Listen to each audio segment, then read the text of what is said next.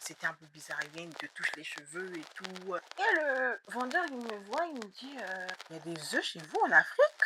J'ai dit, je suis de la République du Congo.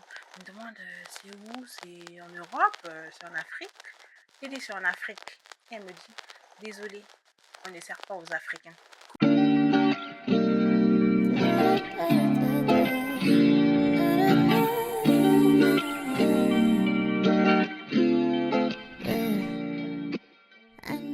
Coucou les Marnes, j'espère que vous allez bien, moi ça va super bien.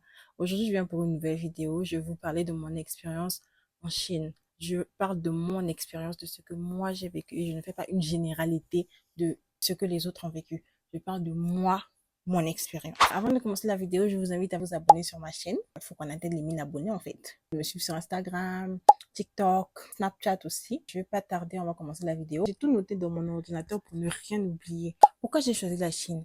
En fait, quand j'étais plus jeune, précisément quand j'étais en quatrième, ma maman, elle avait commencé à partir en Chine. Elle y allait chaque année, pratiquement.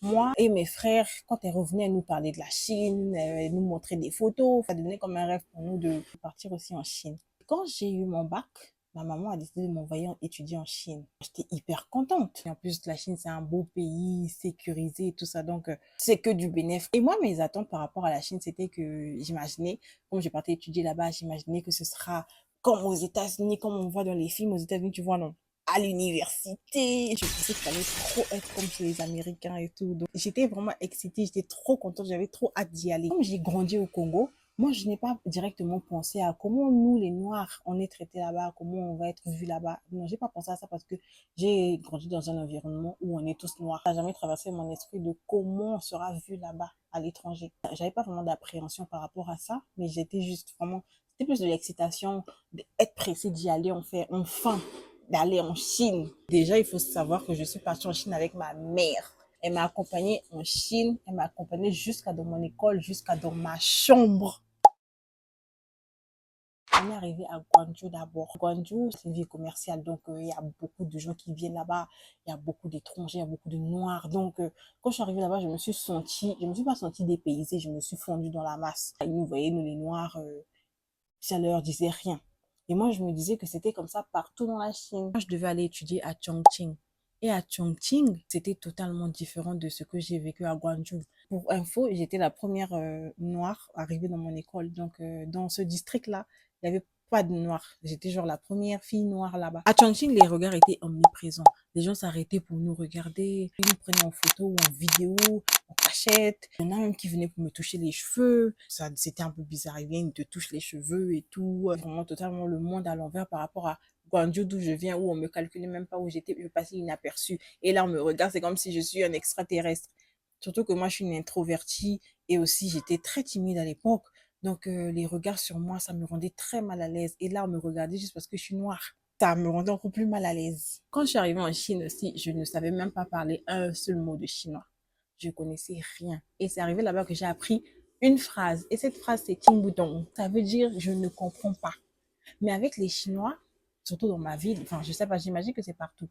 Avec eux, dès que tu dis un mot chinois, comme j'ai dit Ting Boudong, et ils ont commencé à enchaîner. C'est comme si je connais trop la langue.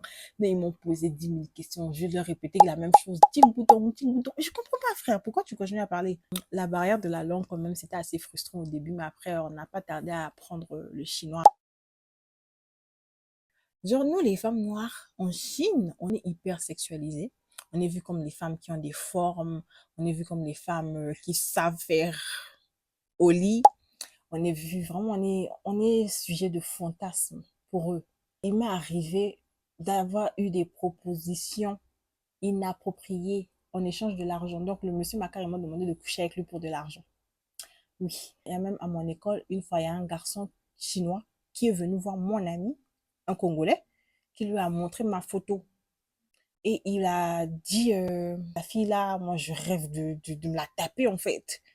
Et j'ai dit genre, ok. En Chine, sur l'échelle sociale, nous les Noirs, on passe en dernier, en dessous de l'échelle. Encore pire, nous les Noirs africains, on est encore plus bas que même les Noirs européens, américains, voilà. Et c'est vraiment difficile. Je vais vous raconter quelques anecdotes par rapport à ça. Déjà, une fois, moi, quand j'étais étudiante, nous, on était dans le département des étudiants étrangers. Et en plus, on vivait tous dans le même bâtiment. Nous, les étudiants étrangers, il y avait plein de nationalités. Il y avait les Zimbabwéens, Congolais comme moi, Ivoiriens, Camerounais, Polonais, Thaïlandais, vraiment beaucoup de nationalités. Les gens du Bangladesh, les Yéménites, les Kazakhs, je sais même pas comment on le dit, on les appelle, les gens du Kazakhstan, Ouzbékistan, il y en avait plein. Et il y avait un président, le président du département des étudiants étrangers. Et il devait venir nous rendre visite, enfin, venir nous voir, quoi. On est arrivé, il nous a pas encore vu, il est venu nous rendre visite dans toutes les chambres. Donc, nos professeurs responsables nous ont prévenus qu'ils vont venir, que enfin, le président va venir vous rendre visite. Donc, soyez prêts à le recevoir dans le sens où soyez présentables, que vos chambres soient aussi présentables. Ils sont venus, ils ont visité tout le monde. Et moi, avec mon ancienne roommate, d'ailleurs, j'ai fait une vidéo sur ma roommate de l'enfer, mes colocataires de l'enfer. Si vous n'avez pas encore regardé, je vais vous mettre en i, vous allez regarder. Moi, ma chambre avec ma colocataire, c'était la chambre la plus propre. Et tout le monde le savait d'ailleurs. Il a visité tout le monde, et il est passé à notre chambre. Il nous a visité, il rentre dans notre chambre, il nous salue, machin, on l'a reçu, voilà, voilà. Après, c'était l'heure de prendre les photos. Il n'a pas pris les photos avec tout le monde. Il fallait prendre quelques étudiants voilà, quelques étudiants du département des étudiants étrangers, prendre des photos avec lui. Maintenant, le truc, c'est que il a pris les polonaises. Et il a pris la photo dans notre chambre parce que c'était la chambre la plus propre. Donc, moi et ma colocataire, nous-mêmes les propriétaires de la chambre, on est sortis. On les a laissé la chambre pour qu'ils prennent des photos dans notre chambre. Les chambres des polonaises, là, n'étaient pas assez propres pour lui. C'est notre chambre qu'il avait été bien décorée, elle était bien propre. Et c'est cette chambre-là qu'il a décidé de prendre la photo avec les étudiants. Et en plus, même pas nous-mêmes les propriétaires de la chambre. Euh, La deuxième anecdote, c'est quand je vivais chez moi maintenant dans la nouvelle ville dans laquelle j'ai vécu, là-bas, j'avais mon appartement. Et une fois, je devais descendre acheter des œufs en bas de chez moi. Il y avait un magasin. Je vais acheter des œufs et le vendeur, il me voit, il me dit, il y a des œufs chez vous en Afrique? J'étais là genre, attends, je pense que nous, on vit dans un trou ou bien. Et d'ailleurs, même, c'est fou à quel point ce qu'ils voient sur les médias, ça leur donne une idée médiocre de l'Afrique, quoi. Donc, pour eux, l'Afrique, c'est la misère, la famine, il n'y a pas d'eau, il n'y a pas d'électricité, c'est vraiment, on vit au Moyen-Âge pour eux. Même les œufs. Ils me demandent s'il y a les œufs chez nous en Afrique. Ah! Une autre anecdote par rapport à la discrimination. Une fois, je devais aller faire un retrait Western Union. J'arrive à la banque, je demande à faire un retrait Western Union. Et puis, la dame me pose la question, vous venez d'où? Je dis, bah, moi, je suis de la République du Congo. Je ne pouvais pas mentir parce que de toutes les façons, pour faire le retrait, il faut qu'on voit mes documents, il faut qu'on voit ma pièce d'identité, tout ça. Même si je mens, elle saura que je ne suis pas du pays. Donc, j'ai dit, je suis de la République du Congo. Elle me demande, c'est où? C'est en Europe? C'est en Afrique? J'ai dit, c'est en Afrique. Et elle me dit, désolé, on ne sert pas aux Africains. Ah, ok, ok. Et j'ai pris mes affaires, je suis partie. Quelle humiliation! Oh Seigneur, quelle humiliation, quelle humiliation. Et c'est vraiment dommage qu'on nous traite de cette manière. Et surtout, juste parce qu'on est africain. Noire encore, si j'étais française, américaine, anglaise, ils allaient me traiter mieux que une noire africaine. Et c'est quand même dommage. Malgré tout, il y a quand même des choses que j'ai adorées en Chine. Déjà, de un, la sécurité. Déjà, en tant que femme, même les hommes, ça fait peur de sortir seul tard la nuit ou de se retrouver seul dans un endroit bizarre. Mais en Chine, franchement, la sécurité fait que même à 3 heures du matin, tu peux sortir sans problème. Personne ne... Il va rien t'arriver. Tu te balades avec ton téléphone comme tu veux, personne ne va venir te ravir. Le vol, et après, c'est très rare les vols. Et ça fait du bien de se retrouver dans un endroit où tu sais que tu es en sécurité. D'ailleurs, même la Chine, c'est un des pays les plus sécurisés au monde. Donc, franchement, c'est magnifique. Tu es bien, tu te sens en sécurité. D'ailleurs, même, vous, si vous vous rappelez, dans mon vlog où je quittais la Chine pour aller en Côte d'Ivoire, j'avais parlé de ça, du fait que j'avais peur de partir dans le monde réel parce que en Chine, j'étais en sécurité, machin, machin. Et dehors, je sais que c'est pas la même chose. Donc, j'avais un peu peur. J'appréhendais un peu comment va se passer ma vie à l'extérieur. Si vous n'avez pas regardé aussi, allez regarder. Je mets en I. Allez regarder. Et puis la nourriture en Chine. Je trouve que la nourriture chinoise est bonne quand même. Parce que j'avais des plats vraiment que j'aimais, hein. Il y avait, je dirais, le Mengji, le Gongbao Tiding, le Yumi Tiding, le Garlic Tiding. Il y avait quoi d'autre? Le Chao Fan, Chao Mien, les Jiaozi, les Baozi. La nourriture en Chine, c'est bon, oh. Non, franchement, il y a des bons trucs à manger. Et après aussi, je faisais aussi ma propre nourriture. Mais manger dehors aussi, j'avais mes plats. Les plats que je connaissais et que j'aimais. Et j'aimais bien manger les sushis aussi. Il y avait aussi le ogwa, le hot pot. Ça c'est quelque chose que j'aimais pas trop. Déjà en Chine, les études, c'est très abordable. La vie aussi n'est pas hyper chère en Chine. C'est quelque chose aussi qui est bien. Tu peux bien vivre là-bas, tu peux bien gagner ta vie et puis bien vivre. Ça, c'est quelque chose qui est aussi très bien. Et puis aussi, il y a un truc que j'ai beaucoup apprécié avec les Chinois, c'est que eux, ils te prennent même sans expérience. Ils sont capables de te prendre sans expérience et de te faire grandir dans leur entreprise. Tu peux partir de zéro avec eux. Et à l'extérieur, enfin, je ne sais pas, je ne dirais pas que c'est tout le monde, mais à l'extérieur, c'est un peu compliqué parce qu'ils demandent toujours 5 ans d'expérience, 8 ans d'expérience, expérience. Je viens de finir mes études. Comment veux-tu que j'ai de l'expérience? Je vais avoir ça où? Tu me demandes 5 ans d'expérience alors que j'ai 20 ans, frère. J'ai 23 ans, tu me demandes 5 ans d'expérience.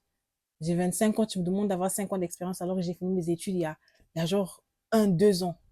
Ça n'a pas de sens. Mais après, tu vois, les Chinois, ils te prennent vraiment à zéro. Et tu grandis avec eux en entreprise. Et moi, je trouve ça super. Les Chinois, en fait, ils ont une ouverture d'esprit. Ils sont très curieux. Ils sont aussi parfois très intrusifs parce qu'ils te posent des questions vraiment très, très intrusives sur ta vie, par exemple, sur ta famille et tout. Mais ils sont pas méchants. Et puis quand tu as des amis chinois, les amis chinois, ils sont hyper gentils, ils t'invitent à manger, ils aiment bien ça, inviter les gens à manger. Et ils respectent aussi les différences. C'est vrai qu'ils sont là à te regarder à longueur de journée, mais après ils s'en foutent de ce que tu fais en fait. Ils te jugent pas pour ce que tu fais. Les Chinois ne jugent pas les gens, hein. Franchement non. Ils s'en foutent. Ils respectent vraiment les différences. C'est juste qu'ils sont très curieux et très intrusifs, mais pas méchants. Après, moi, j'ai eu la chance d'avoir des amis super. Il y a une là, elle s'appelait Liu. Elle était hyper gentille. Franchement, c'est la première amie que j'ai eue en Chine. Une fille trop adorable. Je me demande qu'est-ce qu'elle est devenue. Elle était dans la même école, mais elle était vraiment gentille. C'était vraiment une Liu Yao. Je sais pas, je vais essayer de voir sur mon Snap ou quelque chose comme ça, si j'ai encore des photos avec elle. Si j'en ai plus, bah dommage. Mais elle m'avait aussi offert un gros nounours comme ça que j'avais à l'école. Si j'ai encore une photo avec le nounours, ça je vais vous montrer. Mais j'avais dû le laisser à l'université dans ma chambre parce que bah j'avais pas d'espace pour voyager avec ce nounours. Il avait une énorme tête. Attendez, je vais vous montrer la photo. Mais en dehors de ça aussi, j'ai rencontré d'autres personnes d'autres pays. Franchement, c'était une expérience enrichissante. J'ai rencontré des gens de différents pays, des pays même que je ne savais même pas qui existaient. Par exemple, excusez-moi, mais je ne connaissais pas le Kazakhstan quand je suis arrivée en Chine. C'est quoi le Kazakhstan? Je ne savais pas. Ouzbékistan, tout ça. Il y avait même le Turkménistan.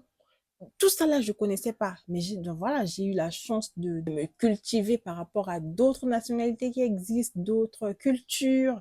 Magnifique. Quand j'étais à l'université, dans ma première école à Chongqing, on avait souvent des voyages scolaires. On partait dans d'autres villes, on partait visiter, on partait... Franchement, on avait des festivités, il y avait des festivals. Et franchement, c'était trop bien. Il y avait beaucoup de trucs que j'ai découverts en Chine, à l'école, les cours exceptionnels. Franchement, c'est des trucs que je ne changerais pas, que je ne changerais pour rien au monde. Alors, mes conseils que je pourrais donner aux femmes noires ou même des Africains qui veulent partir en Chine pour étudier ou quoi que ce soit, soyez prêts mentalement. La curiosité des gens n'est pas toujours malveillante. Ils sont juste curieux. Les Chinois, ils sont hyper curieux, mais parfois, c'est pas malveillant, c'est juste la curiosité, quoi. Pour vous sentir moins seul, vous pouvez trouver bah, des communautés, par exemple, la communauté de votre pays ou même d'autres pays. En tout cas, ça va vous faire vous sentir moins seul si ça vous dérange d'être seul. Après, si ça vous dérange pas, vous pouvez continuer votre vie seul. Et puis voilà. Moi-même, je suis comme ça. Je suis toujours seule dans mon coin. Donc, si ça vous dérange pas, faites-le. Et puis, gardez confiance en vous. Ne laissez pas les difficultés ou les différences vous affecter. Les regards des gens sur vous, Ne les laissez pas vous affecter. Vous êtes beau, vous êtes belle, vous êtes unique comme vous êtes. Et voilà, soyez fiers d'être vous et soyez fiers d'être noir et africain. Voilà. C'est vrai qu'il y a des moments où je me disais, hey, si j'avais une autre nationalité, ma vie n'allait pas être aussi compliquée. Mais bon, je suis congolaise et je reste congolaise. La Chine m'a appris à être plus forte, plus ouverte et puis aussi accepter les défis de la vie et que la différence ne me fasse plus peur. Ça m'a aidé à sortir de ma zone de confort, ça m'a aidé à grandir, ça m'a aidé à évoluer parce que je me rappelle au début, j'ai eu du mal avec les regards. Pendant des années, j'ai eu du mal avec cette affaire du regard. Je ne sortais presque pas, je partais que faire les courses. J'avais du mal à sortir parce que je ne voulais pas que les gens me regardent. Mais avec le temps, j'ai eu un déclic, genre plusieurs années plus tard, genre après mes études carrément. J'ai fait 4 ans à Chongqing, après je suis allée dans une autre ville qu'on appelle Qingdao. Et c'est à Qingdao que j'ai eu le déclic que, meuf, mais tu vis pas, tu vas pas arrêter de vivre parce que tu veux pas que les gens te regardent en fait. On fout toi. Et comme ça, du jour au lendemain, je me suis dit, aujourd'hui, je sors. Même si les gens vont me regarder, je sors. Et d'ailleurs, même, j'avais fait un vlog sur ça. Je vais vous mettre en i aussi. Marketing. Ça m'a vraiment aidé à grandir et je suis sortie de ma zone de confort et depuis, franchement, j'ai plus peur de quoi que ce soit, surtout plus des regards. Si vous avez des questions ou si vous avez aussi vécu des trucs comme ça, si vous voulez parler de votre propre expérience, vous pouvez laisser des commentaires ou si vous avez des questions à me poser, bah, posez-les-moi en commentaire. Merci mes Mards d'avoir regardé la vidéo et on se retrouve à la prochaine. Bisous!